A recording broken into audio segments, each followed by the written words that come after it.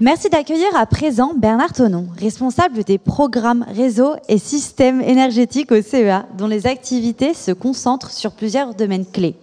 À la fois l'énergie solaire, le pilotage des réseaux et le stockage des batteries et de l'hydrogène dont on vient de parler, dans une logique d'efficacité énergétique et de circularité.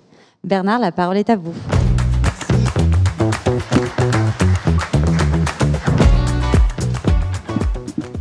Bonjour à tous et merci pour cette invitation. Alors, comme je suis un scientifique, j'ai toujours besoin d'un support pour ma présentation, mais je vais revenir sur une partie. Beaucoup des mots qui ont été présentés avant, on essaie de continuer.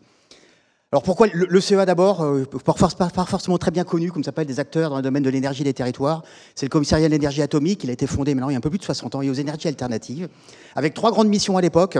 Une mission d'indépendance en termes de souveraineté pour la défense. Deuxième domaine au niveau de l'énergie, c'est principalement le nucléaire. Et un troisième domaine qu'on connaît un petit peu moins, effectivement, qui était l'indépendance industrielle et technologique de la France. Déjà dans les années 60, le général de Gaulle avait pensé que la France devait être indépendante au niveau technologique. Et derrière ça, effectivement, donc derrière ces 3 grandes missions, le CEA s'est organisé, effectivement, pour répondre à ces depuis maintenant 75 ans, pardon, j'ai les bons chiffres. C'est les 4 grands enjeux. Alors, derrière ça, quelques chiffres. On est le premier organisme de recherche français, comme ça s'appelle, on est 21 000 personnes. Un des points fondamentaux, comme ça s'appelle, de travail dans lequel on travaille aujourd'hui, c'est vraiment de s'appuyer, si on veut travailler sur l'industrie, travailler sur la technologie, il faut qu'on puisse protéger, comme ça s'appelle, et aider nos partenaires industriels. Et pour ça, il faut des brevets. Et c'est quelque chose qu'on oublie pas, qu'on oublie souvent. Réindustrialiser, c'est la capacité d'un industriel à être innovant et la capacité à pouvoir protéger son savoir-faire. Le CEA est le premier déposant en termes de recherche, mais c'est aussi dans les top 3 ou top 4, comme ça s'appelle, en termes de déposants français. Et au niveau européen, je pense qu'on est dans mondial, on est très bien placé aussi. Et ça, c'est important, effectivement. Si on veut soutenir la croissance et l'industrialisation française, il faut protéger nos connaissances. Alors, je voulais revenir, on a beaucoup de chiffres, comme ça s'appelle, qui ont été dit avant. On parle beaucoup, effectivement, donc d'abord, un débat français, comme ça s'appelle, effectivement, quand on parle d'énergie, on parle souvent d'électricité. Il ne faut pas oublier la chaleur, il ne faut pas oublier la mobilité. C'est quand même ces 3 piliers-là. Et si on veut arriver à décarboner la France, c'est bien les 3 piliers qu'il faudra décarboner. On a beaucoup parlé d'électricité au préalable, avec effectivement la partie nucléaire et renouvelable. Et on insiste beaucoup, il ne faut pas les opposer. C'est les 2 qui permettront d'y arriver. Le deuxième point, effectivement, c'est qu'on va, pour pouvoir décarboner massivement, il y a une des façons, c'est la sobriété énergétique, de pouvoir consommer moins ou consommer mieux. Mais un des deuxièmes piliers sur lequel on va s'appuyer aussi, c'est toute l'électrification. Donc on va chercher à électrifier la mobilité pour pouvoir ne plus dépendre, comme ça s'appelle, de carburants fossiles. Ce qui va mener, effectivement, quand on regarde les chiffres, comme ça s'appelle, ça c'est les documents de la Creux qui ont été produits. On voit effectivement globalement notre énergie, comme ça s'appelle, va baisser, notre consommation d'énergie va baisser, mais ce qu'on voit surtout, qu'on va avoir besoin de plus d'électricité dans le futur. Et c'est pas négligeable, donc plus d'électricité dans le futur, mais il faudra construire des moyens de production. Le deuxième point derrière, donc là on parle souvent, comme ça s'appelle, en termes de quantité d'énergie. Le deuxième point, c'est peut-être le graphique qu'on voit qui est plutôt sur la droite.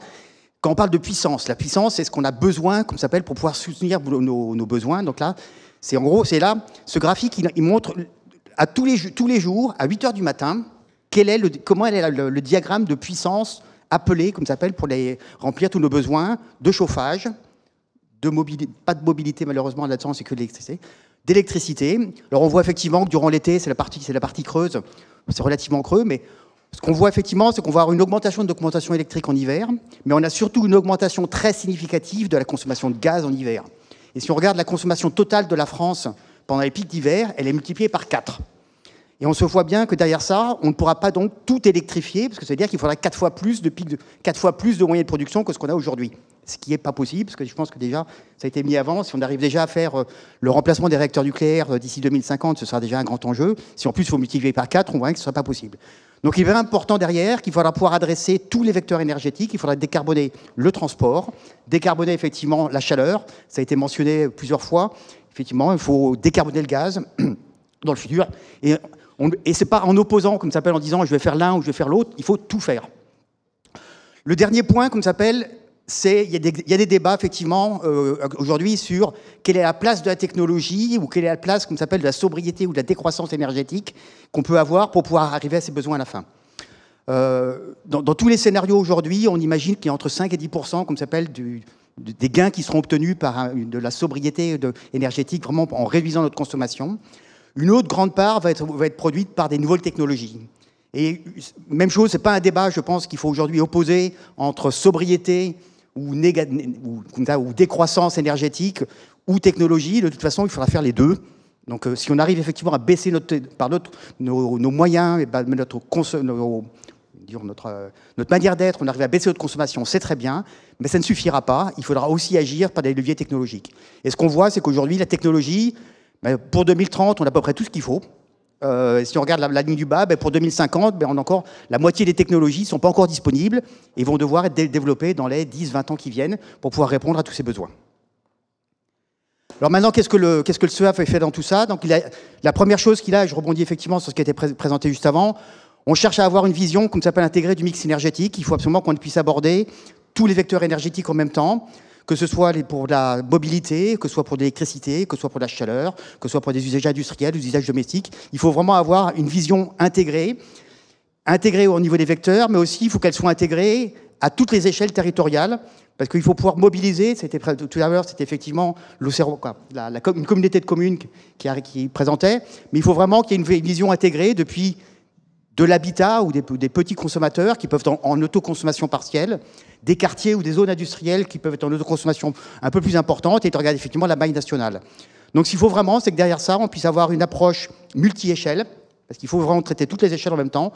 Et c'est pas en disant que les réseaux nationaux vont tout résoudre. C'est pas non plus à l'échelle locale, on ne pourra pas tout résoudre non plus, parce que faire un site complètement autonome énergétiquement, c'est extrêmement coûteux. Donc on aura forcément besoin d'accéder au réseau pour pouvoir avoir à faire de l'échange d'énergie.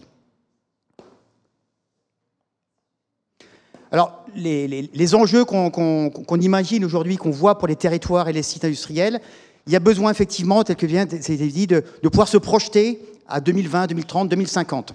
Quel va être le mix énergétique que je vais avoir besoin? C'est-à-dire de savoir vers où je veux aller, qu'est-ce que je veux, comment est-ce que mon territoire doit recevoir. Derrière ça, il y a aussi des enjeux de santé publique. Il faut qu'on puisse réduire nos émissions, il faut qu'on puisse dépolluer. Et derrière ça, il y a un leitmotiv complètement, il faut toujours réduire la consommation à toutes les étapes. À les étapes de production, donc ça c'est le rôle des grands industriels, mais ça va être aussi, nous en tant que consommateurs individuels, il faut aussi qu'on prenne notre part de pouvoir réduire notre consommation. Il faut qu'on puisse décarboner là-dessus tous les usages. Il ne faut pas se focaliser uniquement sur un usage électrique, il faut décarboner vraiment tous les usages, que ce soit dans le domaine de l'habitat, du tertiaire, de l'industrie, le transport, que ce soit individuel ou de marchandises. Et derrière, la complexité derrière soi, c'est effectivement comment est-ce qu'on va assurer la résilience de tout notre système. Personne n'est devin, personne ne pourra savoir effectivement à quoi va ressembler notre société d'ici 2020 ou 2040. Donc on est indispensable de développer des systèmes et derrière de pouvoir vérifier la résilience ou la solidité du système qu'on a choisi face à un certain nombre de scénarios derrière. Parce qu'on a bien vu ce qui s'est passé l'année dernière, une crise énergétique que personne n'avait, une crise politique qui s'est traduite sur une crise énergétique que pas grand monde d'entre nous ait forcément vu, et ça a tout déstabilisé.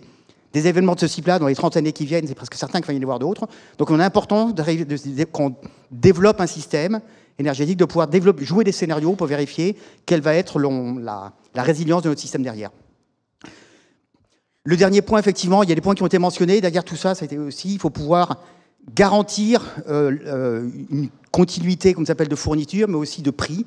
Et pour ça, il faut qu'on puisse gérer nos approvisionnements et tout ce qui peut être fait en autoconsommation locale avec l'ensemble des ressources. On a parlé de solaire, éolien, on a parlé avant effectivement de valorisation des déchets, il y a de la géothermie, il y a un certain nombre de vecteurs, donc il faut effectivement maximiser les besoins, l'utilisation des ressources locales pour pouvoir arriver à garantir son fonctionnement.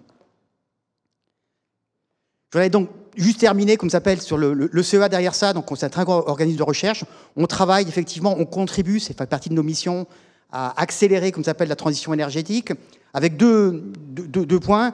On travaille effectivement sur la partie mix énergétique, aussi bien sur le développement du nucléaire, mais aussi sur le renouvelable. À peu près, au niveau du CEA, à peu près 1000 personnes aujourd'hui qui travaillent, comme ça s'appelle, avec des entreprises pour développer des technologies dans le domaine du renouvelable, hydrogène, solaire, batterie. et aussi, comme ça s'appelle, de contribuer à la souveraineté énergétique, mais surtout industrielle de notre pays. Il ne faut pas oublier, comme ça s'appelle, que ça fait partie de nos grands enjeux, d'arriver à garder, effectivement, à réindustrialiser. Et comme ça a été évoqué avant, de toute façon, le développement des énergies renouvelables est un vecteur formidable pour pouvoir réindustrialiser la France, ce qui est en cours, mais il faut continuer encore cet effort. Merci à tous.